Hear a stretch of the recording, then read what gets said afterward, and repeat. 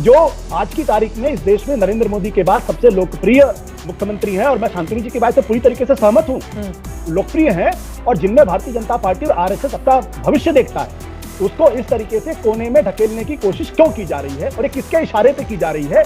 यही तो आज की सबसे बड़ी कहानी है, सबसे बड़ी खबर यही आज की तारीख में। अब इसको जो ना समझे उसके बारे में हुल्लड़ डिबेट में आपका स्वागत है। यूपी में सियासी हलचल इन दिनों 3 बड़ी खबरों पर है, जिनमें एक खबर यूपी में नजूल की जमीन को लेकर लाए गए विधेयक को लेकर चल रही राजनीति की है, तो दूसरी खबर का यूपी में कानून व्यवस्था के मुद्दे को लेकर समाजवादी पार्टी पर सीएम योगी के करारे प्रहार की चर्चा है, और तीसरी खबर उस सियासत की है जिसमें समाजवादी पार्टी रोज बीजेपी के अंदर खाने टकराव का दावा करके टिप्पणी कर रही है। यूपी विधानसभा में नजूल की जमीन से जुड़े विधेयक को लेकर हुए सर्वदलीय विरोध के मुद्दे पर भी विपक्ष यही आरोप लगा रहा है कि सरकार और संगठन में सब कुछ ठीक नहीं है, जबकि बीजेपी का कहना है कि किसी विधेयक को रोकने के लोकतांत्रिक तरीके को लेकर सवाल नहीं उठाना चाहिए। इन्हीं सारे मुद्दे पर राजनीतिक विश्लेषक आशुतोष ने गोदी मीडिया समेत बीजेपी प्रवक्ता की बखिया उधेड़ कर रख दी। अंत तक देखिए यह शानदार डिबेट।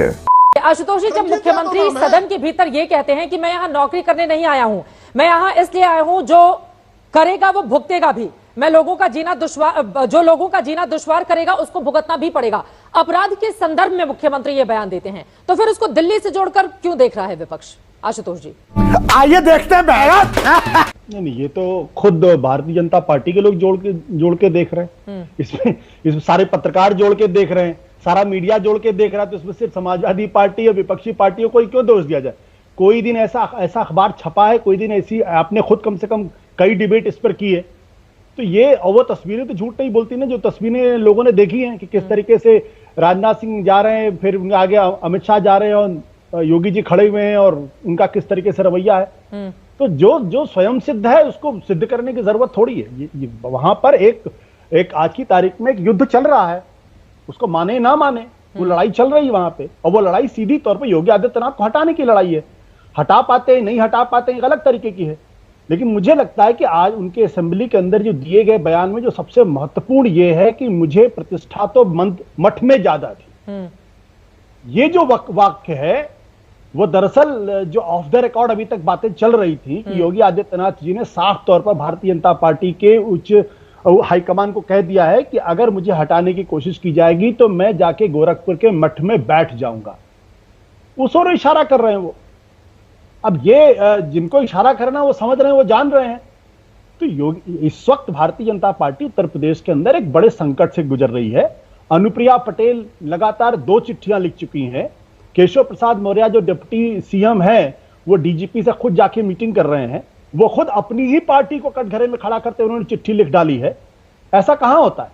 खुद अपनी ही पार्टी के लोग कह रहे हैं कि 40 सालों में इससे ज्यादा भ्रष्टाचार मैंने कभी देखा ही नहीं अपनी जिंदगी के अंदर।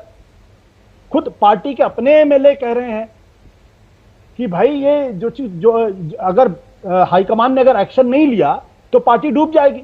तो इसमें समाजवादी पार्टी, बीएसपी, कांग्रेस, किसी और को दोष देने की जरूरत ही नहीं है। तो खुद भारतीय जनता पार्टी के अपने लोग कह रहे हैं ना, तो उनको एड्रेस करें, उनसे करें।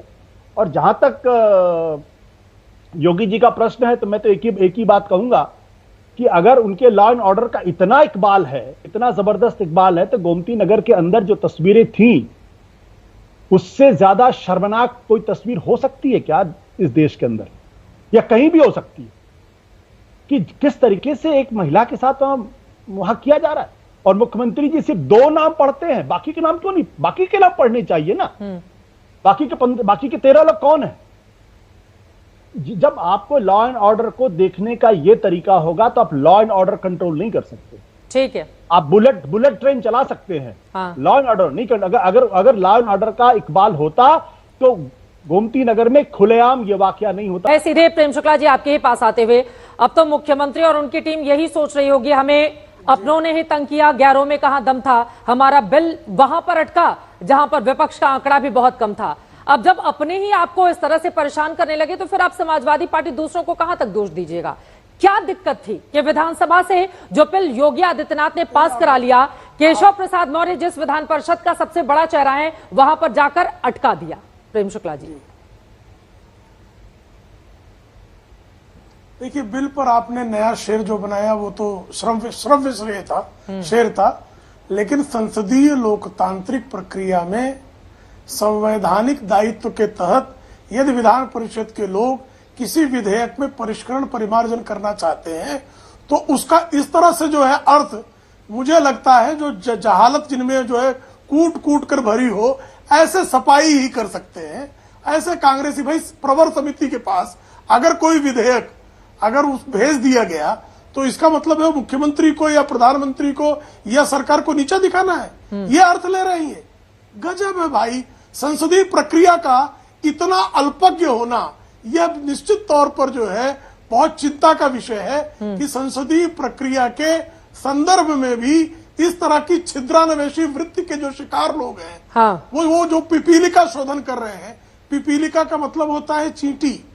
एक जब इंद्रप्रस्थ का निर्माण हो गया था ना चित्रा जी, तो सारे जीव जंतुओं को जो है सारे प्राणियों को आमंत्रित किया गया था, उसमें कोई दोष तो नहीं देखने के लिए, तो किसी ने कोई दोष नहीं निकाला। एक चींटी उठ खड़ी हुई, कहा मेरे लिए रहने के लिए स्थान नहीं है। तो ये पिपीलिका शोधन जो है सफाई करने इसके अतिरिक्त कर भी क्या अनुप्रिया पटेल उनकी पार्टी को किस कैटेगरी में आप खड़े करेंगे? संजय निषाद को किस, क्योंकि इन लोगों की ओर से भी विरोध किया गया है और अनुप्रिया पटेल ने जिन शब्दों का इस्तेमाल किया, मैं एक लाइन सुन लेती हूँ, सुना देती हूँ आपको। उन्होंने कहा है लोगों की भावनाओं के खिलाफ है यह बिल, यूपी सरकार तत्काल इसको वापस ले, अफसर गुमराह कर रहे हैं और अफसरों के खिलाफ सख्त कार्रवाई की जाए। ठीक है, लॉ एंड ऑर्डर के मसले पर तो हमने हमेशा एक कड़ा रुख देखा है ना आशुतोष जी, योगी आदित्यनाथ का, और जब भी इस तरह का मसला आता है बिना किसी जीरो टॉलरेंस के उनकी पार्टी दावा करती है कि सरकार कार्रवाई कर रही है। और नजूल का जमीन, ये तो ऐसी जमीन जिसका सालों से कोई वारिस नहीं रहा हो, तो उसको लेकर अगर राज्य सरकार आगे बढ़ रही है, वो कह रहे हैं लोकतांत्रिक प्रक्रिया है ये हमारी पार्टी की, उसको लेकर विपक्षी दल बेवजह खुश हो रहे हैं।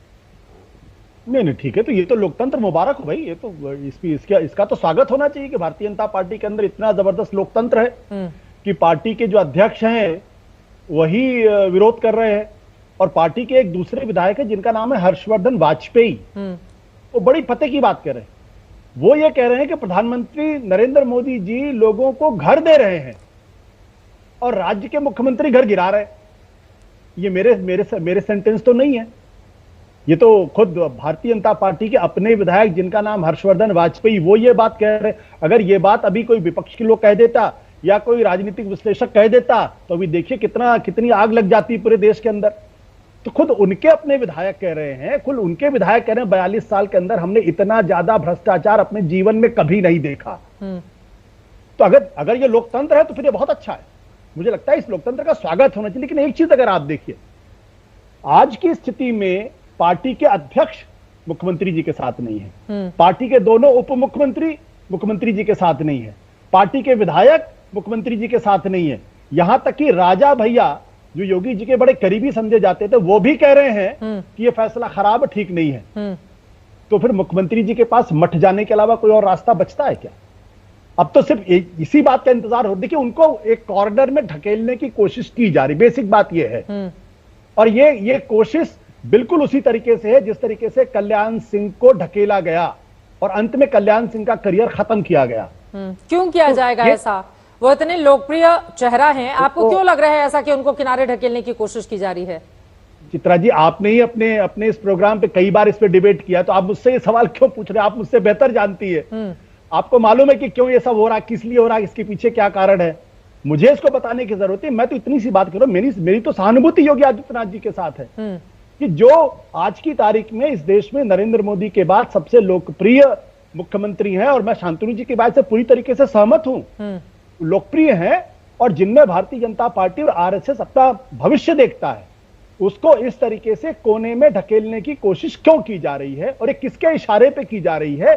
यही तो आज की सबसे बड़ी कहानी है, सबसे बड़ी खबर यही आज की तारीख में है। अब इसको जो ना समझे उसके बारे में तो ये नहीं कह सकता वो अनाड़ी है। साथियों, आपको बता दें, नजूल की जमीन के विधेयक पर विधान परिषद में विरोध होने के बाद उसे प्रवर समिति को भेजा गया है। बीजेपी कुछ सुधार के साथ फिर से बिल लाने का दावा कर रही है, लेकिन समाजवादी पार्टी को मौका मिल गया है, वो सवाल पर सवाल उठा रही है। और ऐसे ही कानून व्यवस्था के मुद्दे पर जब समाजवादी पार्टी ने सवाल उठाया तो सीएम योगी ने विधानसभा में ही समाजवादी पार्टी पर जबरदस्त वार किए।